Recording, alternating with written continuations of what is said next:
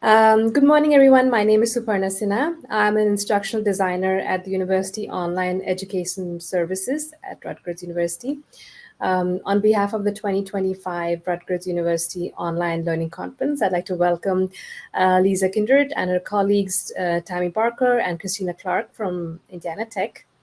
We are pleased to have them share their thoughts on harnessing generative AI and seeing how it enhances feedback and guiding student use.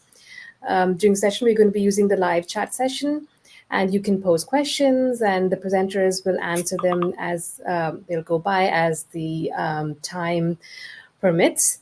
So, Lisa, over to you. Actually, I'm going to start. Okay, sorry, Tammy. No problem.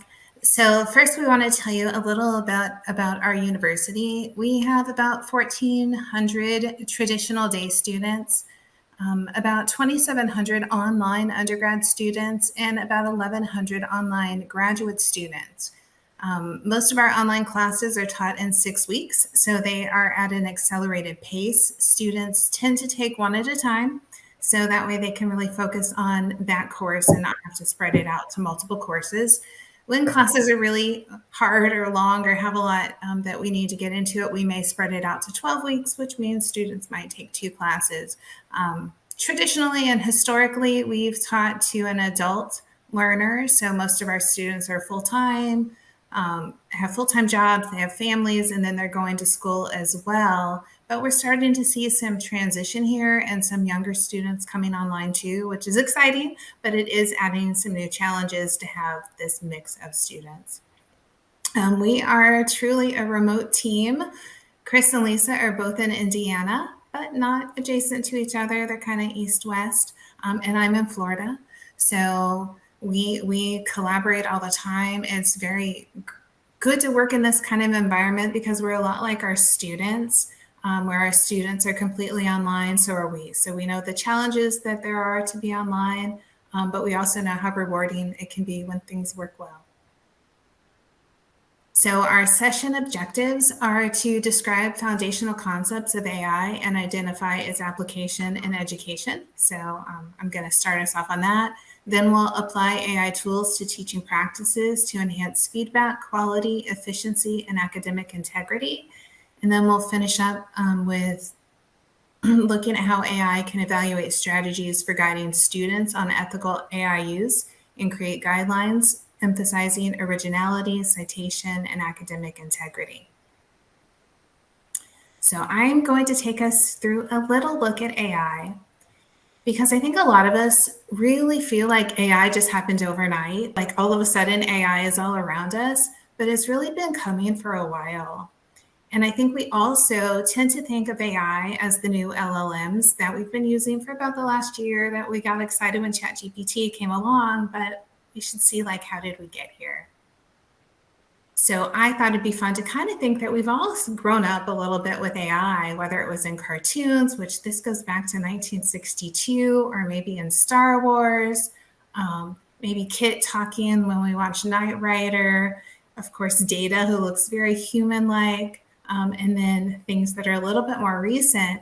So I thought it was really good for us to kind of think about how we viewed AI as people and growing up, and we really did look at the characters and have feelings about the characters, and we thought they all had personalities. So I think we've been growing up with the idea of learning that this was coming, but now we're surprised, right? Like we kind of knew it was happening all along.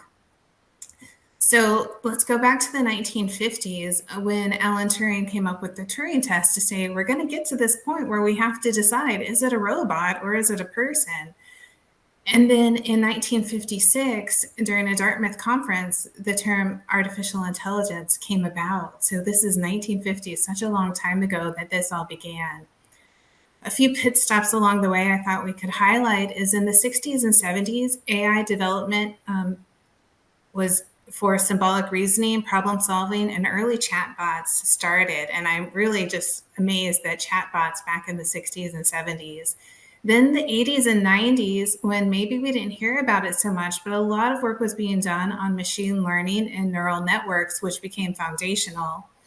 Then in the 2000s, 2010, excuse me, deep learning, big data, speech recognition, image processing, and NLP, which is natural language processing, came about. So we had all of these steps along the way.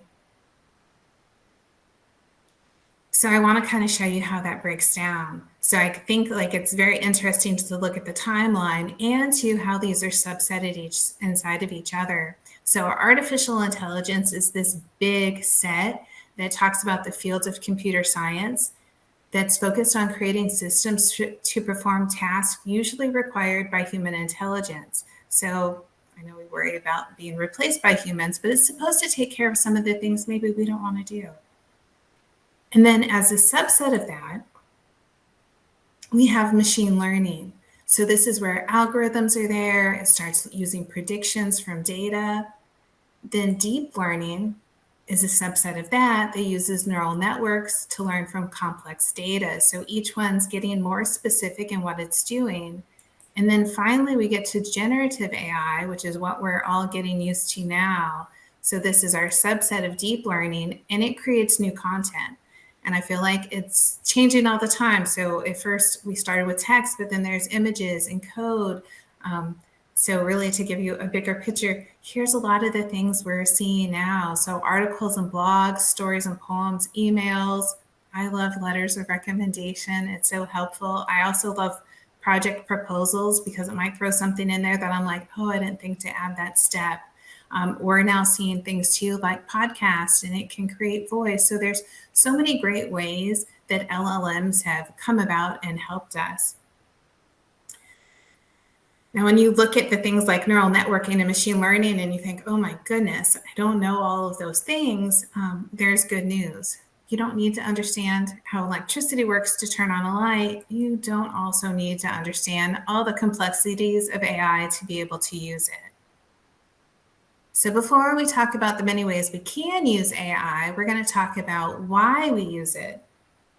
And we wanted to include this graph from Statista that was just published in the last few months that talks about employers' demand. So this shows that about 2/3 of people are looking for employees to have some kind of AI skills in the workplace. So when they did this particular survey, you can see the US came at 65% of those surveyed said that they wanted employees to have AI skills. That goes right in with the 31 country average.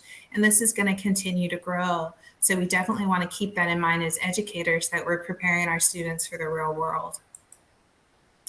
So we would like you to answer in the chat, why do you use AI?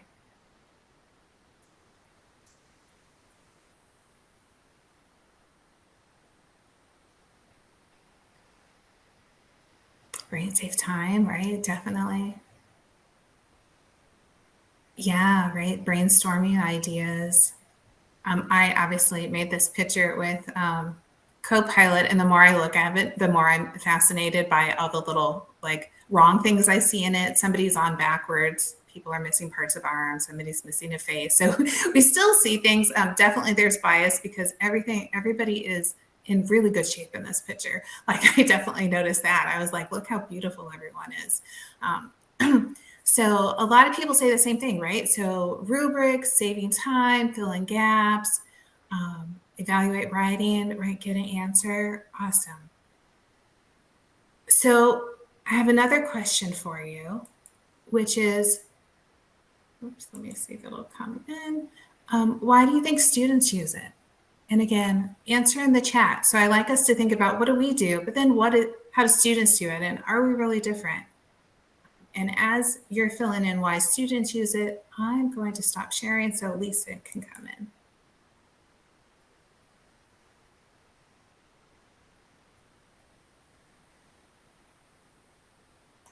And Christine, I saw you just said you would love to know some AI options. I am sure those are coming with you at Lisa and Christina. They have that for you for sure. All right. So yeah, it's clear that AI has and will continue to change the way in which we work, how we work. It's forcing us to rethink a lot of things. And as we were just seeing in the chat here, there are a lot of us using AI for many different reasons. For me, I like it to help with grading, right? I like to have it save some time for me and whatnot. But I'd also like for you all to share with us how you're using AI specifically for grading. So please don't hesitate to engage in the chat. And also, what are the benefits, right? So we saw like benefits of getting a quick answer or saving some time.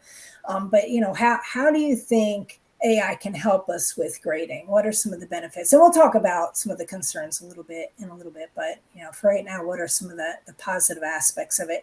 So I was giving it some thought and thinking through it, and like you all said, it's efficient. It saves time. It can quickly analyze a large volume of assignments, which significantly reduces assignment turnaround times. And we know that the sooner we return feedback to students, the sooner they're able to correct misunderstandings.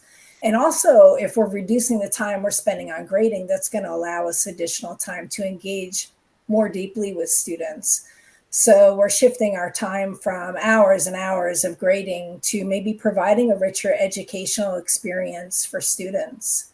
And in terms of consistency, AI can apply the same grading criteria uniformly to help reduce some of the bias that might creep in with our grading. So it can improve fairness with our grading.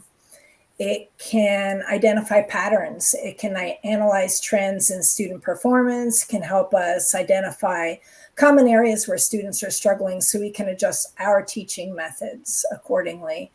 And it can suggest additional learning resources for students based on the errors that it was seeing in student assignments. So, for example, it can suggest different readings or websites the students can go to help them to better understand a topic in the course. So giving that really targeted support for students. And for me, I like that it can enhance the feedback that I provide to students by providing a lot more detail, a lot more thoughtfulness in the feedback. It can be programmed, which is another thing that's helpful for me, be programmed to sound less harsh, more empathetic, more supportive. So you can have it include motivational elements in the feedback to boost the students' morale. So using phrases like, "You're making great progress," or "keep exploring this topic, you're almost there," that can really make a huge difference in how feedback is received. And instead of generic comments like "good job," and we see that, the three of us see that a lot when we jump into courses in our assistant dean role and we're looking at what faculty are doing in their courses, we see a lot of generic comments. So AI can provide feedback that is specific to each student's work and highly detailed. So I wanted to include this look right here because there is such a mix of AI models and platforms and tools that are available today, and it just keeps growing larger, right? So this is obviously just a sampling. And what you can find is that each AI tool is designed for a specific application. So we have AI writing tools like Jasper that was originally designed for like marketers and content creators, but others are finding different ways of using it. We have AI image generators like DALL-E, AI models that are specific for education. Like we're super excited about Conmigo, Socratic's another one. There are platforms for data analysis. I'm sure maybe you're using meeting assistants to take notes during meetings, project management, the list goes on and on. And of all of these AI capabilities that have received media coverage over the past few years, and Tammy said this, the AI chatbot like ChatGPT and Google's Gemini, that's received the most attention. So just being aware that there are other platforms out there. And also, I don't know if you're like me, but it's difficult to stay on top of all these advances. So I find it very helpful to share information with colleagues. I subscribe to some AI blogs, OpenAI, DeepMind, Google, they all have AI blogs. There are AI newsletters, podcasts. YouTube has been especially helpful for me. And even following AI experts on the socials is also a way to keep on top of the releases and what's going on, right? So using AI for grading. What are some best practices? I was trying to get my thoughts together on this and what I find to be very, very helpful. Mainly, I use Microsoft Copilot, and that's because our university has a subscription that ensures our data remain private. But I also have a paid subscription to ChatGPT. I use them both. I use Copilot and ChatGPT fairly regularly, but I'm very, very careful using Chat because we don't have that layer of protection, that privacy on there. So I'm sure you've heard a lot about prompting. I'm sure you're totally aware that your output quality is going to hinge on how you word your prompts. So I just wanted to quickly kind of go through what I do. You need a lot of detail. And for me, for grading, I don't like to start off with grade this essay and then copy and paste the essay into AI. I have done it. And yes, it does grade it, but on what basis? And that's what you really need to establish with the system. You need to tell it what you want it to look for. So enter in parameters and as many as you can think of. So I like to give a lot of information. So first, I like to provide the system with some background. So think about what it might need to produce your output. You might want to tell it your role, like you're a professor, you're an instructor, which level of course that you're working with, whether it's a grad or an undergrad course, maybe the name of the course, any other information that you can think of that might be beneficial. And just FYI, I know I'm breaking all the rules of PowerPoint here and have a lot of information on these slides, but I kind of wanted you to have this in your hip pocket just to go back and look at later if you wanted to. But basically what I'm doing here is I'm showing you what I typically enter into AI. I'll say something like, I'm a professor for an undergrad principles of management course. The following are assignment prompts for a written assignment in the course. And then I just copy and paste in the assignment questions. Then I like to tell the system what I want it to do. So here again, you want to be as specific as possible. Just know that these Gen AI systems can handle very complex prompts. So not only, including text, but you can pull in pictures and graphics and audio and all of that even at the same time. So in my example, I like to tell the system to grade the student responses to the assignment prompts. And then I tell it what I want the output to look like. So I typically want an overview paragraph of feedback that kind of outlines what the student did well. I also get really specific and I tell it to use the word you or the submission instead of the student. And I do this because I need to make as few changes as possible when I get the output from the system. So if I don't tell it to use you or the submission, it'll give me something back that says the student demonstrated a solid understanding. I want it to say your submission demonstrates a solid understanding of the key concepts. So that way I can just cut and paste the feedback without having to make too many alterations. I also ask it to let me know when a student hasn't responded to one of the assignment questions or when the response isn't thorough. And then there's something else that I like to do with it. I like to tell it what not to do. And in my case, I ask it not to provide areas of improvement. And I do this because I found that the suggestions it makes are sometimes beyond the scope of what we've even asked the student to do in the first place. So I then tell it that I'll be entering in student submissions one by one so it knows what to expect. And then this is just an overall sample prompt put all together. Everything that I just said put all together. I'll let you look this over on your own, but at this point, it's when I want to start copy and pasting the student submissions. Something you want to keep in mind is some of these chat boxes have a character limit, especially when you're on the free version. So I'm finding about 4,000 characters tends to be the limit. So you may have to attach student assignments instead of copying and pasting them. But once you have everything entered the way you want, you just press enter and the system goes to work, right? And within literally a few seconds, it's going to provide you with output.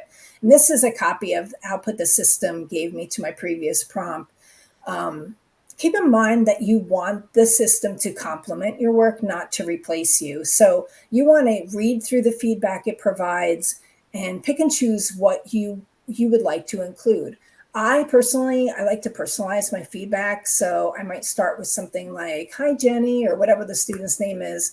I've had the opportunity to review your submitted work. And then I'll copy and paste from the AI what feedback I want to use. Okay. Keep in mind that you don't have to get everything right with the first prompt. So, and the other thing too is it can remember what was happening earlier in the conversation, so you don't have to reestablish context. So the AI systems, they can be programmed to build on responses. And that's what I'm trying to convey here, is just to try to refine the prompts as much as you can, or just add to it. So like I said earlier, I like to use paragraph form, but I could have easily have said, "Give me a bulleted list," or add just an overview paragraph, or show me feedback question by question, or show me the student's strengths and weaknesses. I could ask what letter grade it would assign to the previous student and why. And I could have it rewrite the student's submission. So it's an A paper. I could have it give suggestions to the previous student for rewriting the paper. I could have it give us some resources that it would suggest for the student to learn more about the topic. I can have it show all the improper APA in-text citations, and then follow that up with, well, what is the correct way to cite? I can have it, and I said this earlier, I can have it end with a positive affirmation like "good work" or "well done." And I can even ask it, of all of these submissions I just put in, what was the most common mistake? I can have it grade the student's submission based on a rubric.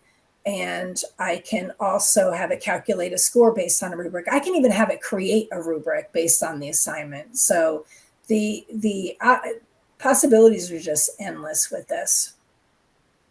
So I just wanted to know quickly what assignments that you're using, you're grading with AI, because I've often heard from my colleagues that I'm really lucky to have writing assignments in my courses because I can use AI to help with my grading. Many of my colleagues are convinced that AI can only help with writing assignments, but that's just not simply the case. So yeah, writing seems to be the thing that people are using AI when it comes to grading. But I did go through and just take a look at what all else it can do. And one thing it does really well, diagrams. I recently had an assignment that was asking students to create a diagram after reading a case study. So what I did was I took the case study and I attached it to AI, I had it review and analyze it, and then I asked it to create a diagram based on the assignment. And like I said, it did it pretty well. I uploaded a diagram completed by a student, and I asked it to analyze the submission and provide feedback. It did that very nicely. And then just out of curiosity, I asked it what letter grade it would assign to the student and why. I asked it to recreate the student's diagram to show what it would look like if it was done correctly. And I was really impressed with what it could do with this type of assignment. But it can even look at infographics. It can assess the layout, the design, the readability.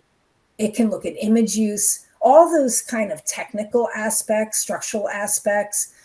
But the human judgment is still needed for the creativity piece, for the audience impact maybe. You can even upload slide decks, have it analyze slide decks against a rubric. For speech assignments, you can upload audio files and have it evaluate things like clarity and pacing and pronunciation. There is a feature in Gemini now that Google has out that you can share your screen, have it watch a video, and it can analyze what it's watching, and you can ask questions about what it's watching. So presentations, video presentations. It can even look through that. For art and design, it can look at maybe like the color theory, the symmetry, any kind of design principles. You can upload MP3 and MP4 files and have it analyze pitch and timing and rhythm. For CAD, there are a lot of tools and platforms that can assess accuracy and dimensioning, and just looking at if students are adhering to design specifications. But again, there's a human element, like the human judgment as far as aesthetics or functionality or creative choices. It has to be there as well. For statistical calculations, it can assess that. It can interpret results. It can check for syntax errors with programming, correctness of code. It's pretty good with programming. For math and science problems, it can verify numerical accuracy and formulas, and Tammy can speak to this because that's what she teaches. Logical steps, for example. So it's just so much more than just writing. It's just so much more. I also wanted to point out, and I don't know if any of you are using the AI grading tools. So there are basically two fundamental choices when it comes to grading student work with AI. One is to opt for the chatbots, right? ChatGPT, Copilot, Gemini, using those. But the other is to use a dedicated AI grading system, and that's what's listed here. The biggest advantage to using these is that they help to streamline prompting, so it makes it a little bit more efficient, and they integrate into the LMS. So it's going to save a little bit more time rather than uploading assignments or copying and pasting them into the chatbot.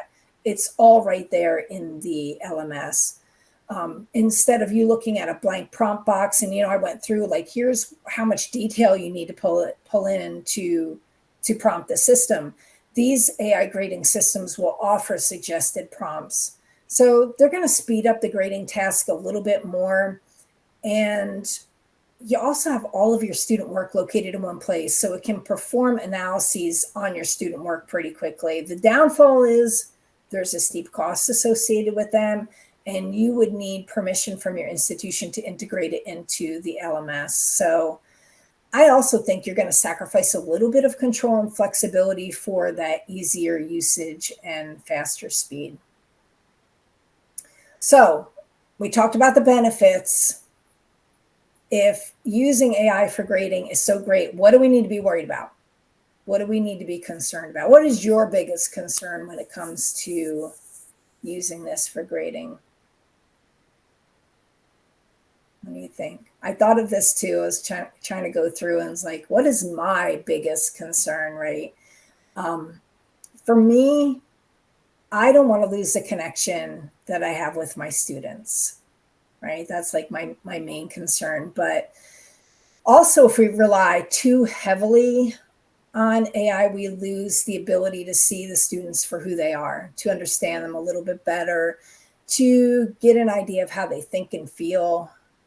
So I want to use this, and I said this earlier, to complement my practice, not to replace that human element. Tammy mentioned this, accuracy, right? So are these systems accurate? Is the machine producing output that is correct, right? If we don't provide it with enough information, it has the potential of getting it wrong, and it can also misinterpret our meaning. So it's a tool, not a sole evaluator. And I do want to point out, though, that the field is advancing at an extraordinarily fast pace. And I've been reading a little bit about it, and those working in the field of AI said that soon it's going to be infinitely knowledgeable, factually accurate, and reliable with a near perfect IQ. So think about that for a minute. That's a little crazy, right? It also has the potential to be biased. Remember, these systems are trained on sources, and one of those sources is the internet. The internet contains stereotypes. It contains imbalanced representations of different groups, some societal prejudices that AI could replicate in its output. And I'm sure you've seen some studies. There are tons of studies out there. If you get out into the academic literature, there's been research that shows the AI has been biased against certain groups of students. So we want to keep that in mind too. And then finally, we want to be concerned with privacy. We don't want to feed information into the AI's knowledge base. So please, please, please remember, don't share any personally identifiable information, such as student names. I don't know if you have access to birth dates, but don't put that in there. Grades, email addresses, any kind of proprietary information. We just want to be a little bit careful there. But I find this to be a pretty powerful tool. It's a good complement to my work as a faculty member. Certainly not a magic wand, can't replace human judgment and expertise. So I'd say approach this with a blend of openness and caution. You'll want to try to tap into the potential that's there, but there is that irreplaceable human connection between us and our students that we don't want to lose. So thank you. Thanks for joining in. I hope you got a lot out of my part of the session. So I'm going to turn it over to Christina right now. Thank you.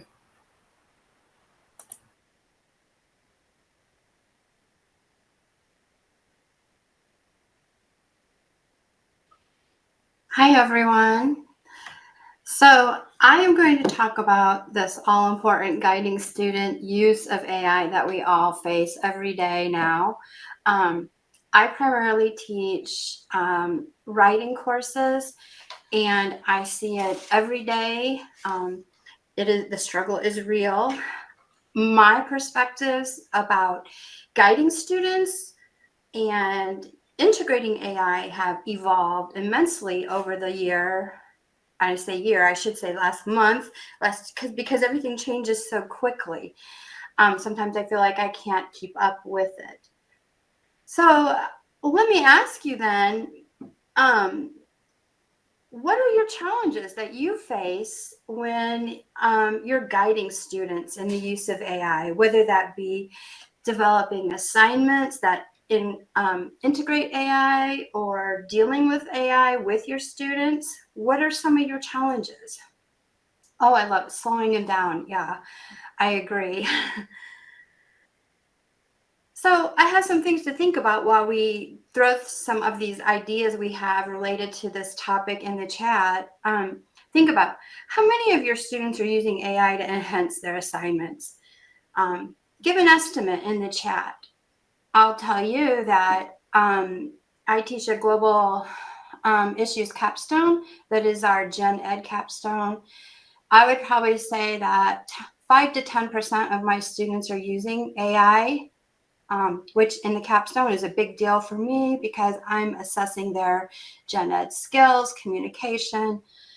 So I see in the chat 85% admit to using Grammarly. Yeah, the struggle is real. My students all claim Grammarly and Quillbot. So I hear you. As we think about these challenges, we have to find some ways that we're going to both incorporate ethically AI into our courses because they need this skill for their future, and how do we talk to them about using it ethically? And so these are the things I'm going to talk about today as I go through this. So I'm going to start with integrating AI in your courses. And I'm going to give some tips here about how you can integrate this in and have these conversations with your students up front so they understand the ethics of using AI, how to maintain academic integrity, when to use it, when not to use it, and so forth. So a good place to start, even though many of our students know so much more about AI than we do, is just to give them some background, talking about the history, essential concepts, its applications, which is really important because it's so diverse, and these academic integrity issues, and present it with a variety of ways, lectures. I teach completely online, so short little clips and videos talking with my students about their AI use and how they're using it. will help. And then additionally, invite industry experts. So one of the things we do at Indiana Tech is we have a very strong connection with the industries and corporations around us to help build skills in our students. And so bringing in some of those industry experts to talk about how AI is being used in their fields is a really great way to make connections with your students about what they need to be taking away and how they need to be using AI as well. So in addition to that starting point, we've given the foundation.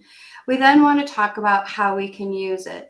So things to think about as we start to integrate AI into our courses, whether they're face-to-face or online courses, is obviously to create those specific objectives for each activity and specific tasks, can't speak, just like we would at any point. So I have some examples here.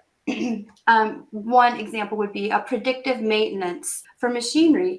We can actually use AI to do that, collecting data about the maintenance associated with the machinery, and then setting up tasks that they would program for this, as well as then emphasizing what skills are the students using. So of course, making that connection with the skills that will be used is important, similar to our learning objectives. Another activity that you can create is a fraud detection in financial transactions. Maybe having our students develop chatbots for customer service tools, or maybe a health monitoring system. All of these things here are things they will use in their industry, and you can use to teach your students ethical use of AI. And it's a way to incorporate these things in your course. Of course, each of these is for different types of degree path, from machinery and maintenance, mechanical, fraud detection, financial transactions, or developing that chatbot. We could have a chatbot in any industry, and there's AI programs out there that will help us integrate this into our courses. Another way we can integrate AI into our courses is allowing students to use these AI tools to conduct literature reviews. And this will help our students learn to not only do some research, but analyze the findings, not only that they see from AI, but what they're getting when they actually review the source themselves. And then they can think about the differences between what AI is giving them, such as I have a lot of students who just use GPT. They go out and they're like, give me 5 sources related to this global issue. And then I say to my students, it's like, what did you learn from this? And they learn nothing other than what they got from AI. So then you can further that assignment and have them really think about what they're getting, as well as learning to cite the source and understand the source. Additionally, another example would be to provide a data set to students and ask them to do a data analysis. Now, this is out of my, I'm in the arts and humanities, so this is more along, Lisa and Tammy could speak to this in their mathematical and business worlds, but using algorithms to identify trends in data, we can use this in the humanities and social sciences and things. But it's at me as a math person, I've used AI to do this. So it makes sense that we teach our students how to ethically do this as well. And it's making those connections between the skills they need for their future. We can use AI in creative assignments. We can use it in peer review process, giving others feedback, thinking about the feedback that they're using and receiving from AI and how they can improve. As Lisa talked about, grading, I have used AI a few times to grade literature summaries for students. And while I see some positives and negatives in it, it did help me as an instructor pinpoint certain areas to further elaborate with my students. The same could go for students using AI, that they can start thinking about, how can I improve this literature summary? And it gives some suggestions of areas they can look into the source to improve this. Creating group assignments is another example. It helps students communicate and work together. When we look at AI for peer collaboration, we can look at using students to write prompts, story ideas. They can do code with this.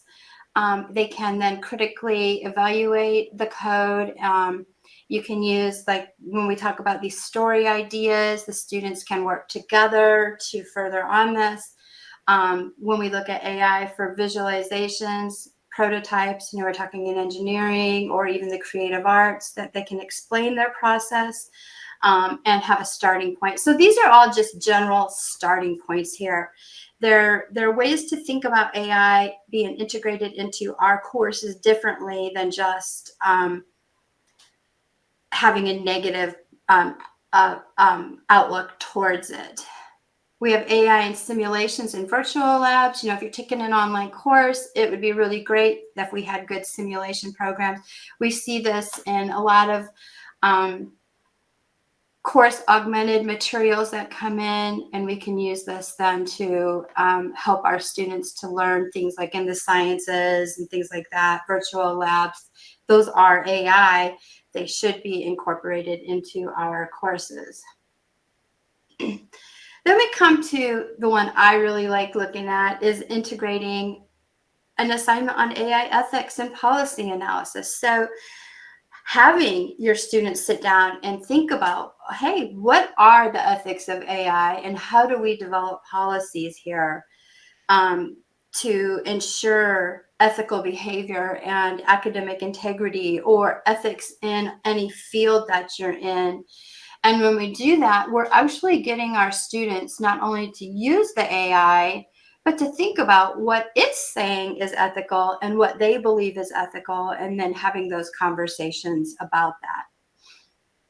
The big one, though, is how do we empower our students after we detect AI detection? So I saw a little earlier, someone mentioned in the chat box Grammarly.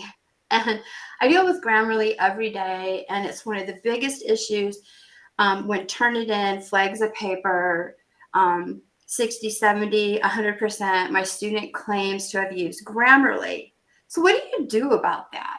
Where do you start? So I have a little process I work through, and one of those is, instead of accusing a student, your paper has 100%, you cheated, that deprives the student of learning. So I have a process which I try to use to foster trust.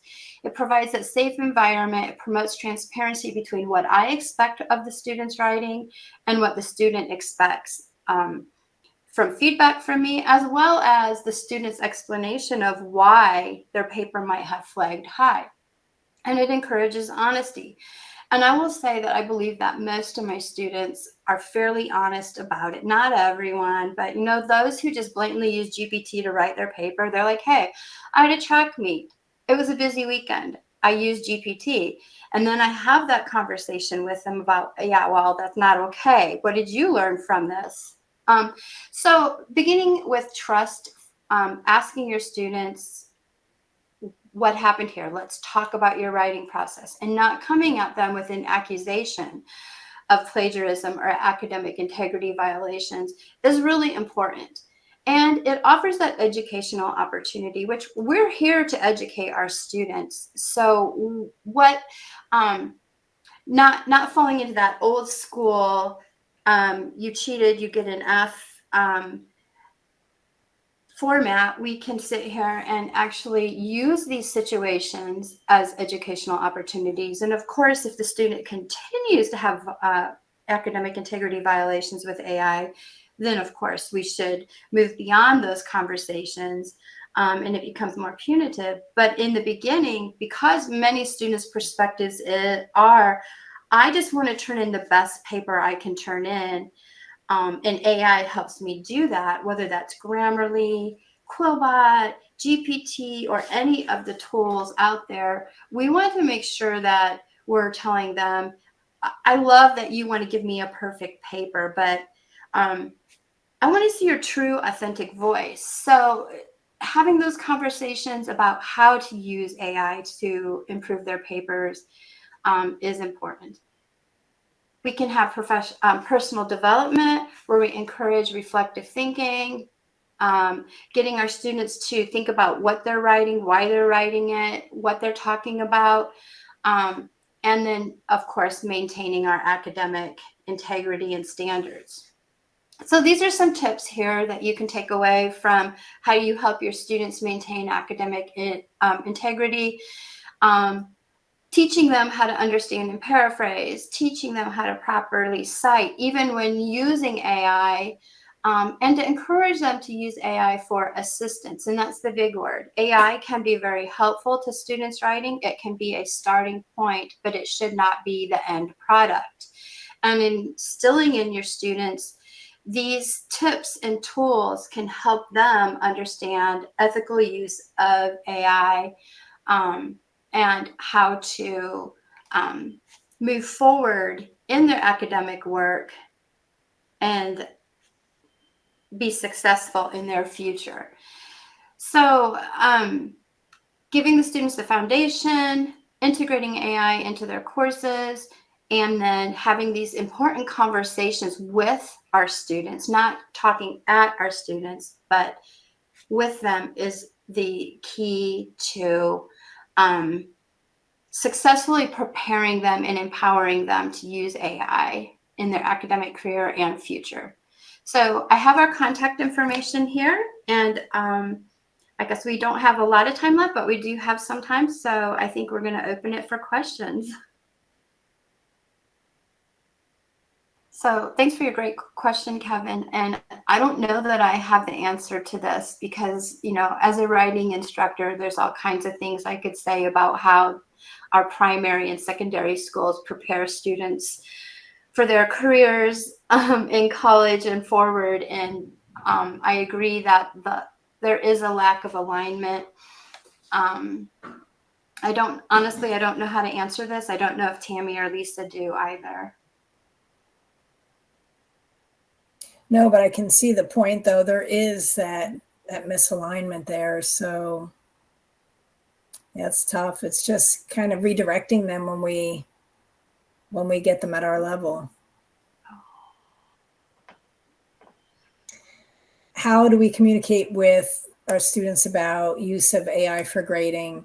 I'm pretty upfront and forward with it, and I would recommend that as well. I want students to know, you know, just for transparency and trust building. I do encourage my students to use AI, but with restriction as far as letting me know that they have used it and how they've used it. So I have them cite. So that way, you know, they're using it, I'm using it. We're both really upfront with that. I don't know if, Christina, do you use it the same way? I don't use it a lot, I'll be honest. I've used it in the past for literature summaries, and I didn't write the prompts right to get the right results. So it's a work in progress for me. I'm just more curious about the pushback of authenticity. You know, can we write original thoughts in 5 years from now? That's really what I'm interested in. Yeah, good point. Yeah, I think like perspective here is I've never believed in the time that I've been teaching in the writing that students were prepared to write professionally or at the college level, even before AI was integrated.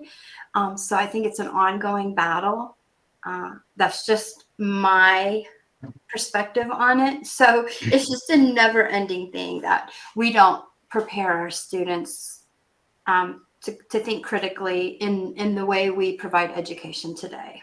But I just finished up a master's degree and I did my whole capstone off of one AI phrase and it wrote the whole thing for me. And literally, like I put in, it was all about like a recreation activity. But the good part about being selective about it was having the prerequisite knowledge to know that the information was right or wrong. And all AI did for me was speed up my time flow because I just didn't have time to craft the whole document. And it was just bullet points. But more importantly, the use of AI, because it was saying the same 6 things 19 different ways, was completely wrong. Yeah, but I'm like, why can't you just say one thing, you know? But no. Yeah, good. But Anyway. I think that's also the skill, and this is me as a non-writing person, I'm a mathematician.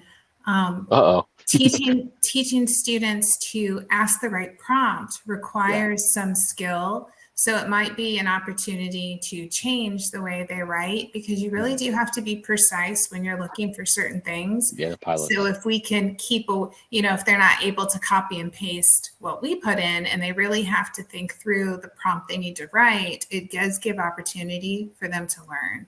So I think we just have to readjust the way we do things too. Anyway, thank you very much, Christina, Tammy, and Lisa. This is great. Thank you so much. I'm going to disappear. Suparna, thank you. See you. Okay. Thank you. Bye-bye.